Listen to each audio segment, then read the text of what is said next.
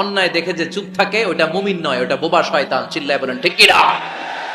অন্যায় দেখলে রুখে দাঁড়ান, গর্জে উঠুন। আপনার আপন বোনের বয়সের একটা মেয়েকে কিছু বখাটে ছেলেরা টিস করতেছে, আপনি দেখে চলে যান কেন? দাঁড়ান, আপনি জিজ্ঞেস করুন কি হয়েছে, মেয়েটাকে তোমরা ডিস্টার্ব করো কেন? আপনি দাঁড়ালে আরো কয়েকজন এসে দাঁড়াবে, ঠিক কিনা?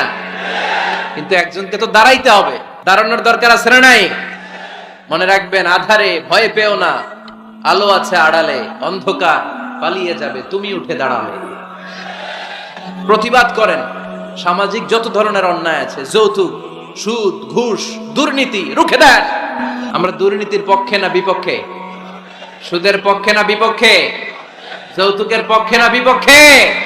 এগুলোর বিরুদ্ধে সামাজিক আন্দোলন গড়ে তুলুন, কথা বলেন, রেইজ ইউর ভয়েস, কণ্ঠকে উঁচু করুন, প্রতিবাদ করুন, রুখে দাঁড়ান। আপনি দাঁড়ালে সোজা থাকবে বাংলাদেশ, আপনি বসে গেলে পথ হারাবে বাংলাদেশ।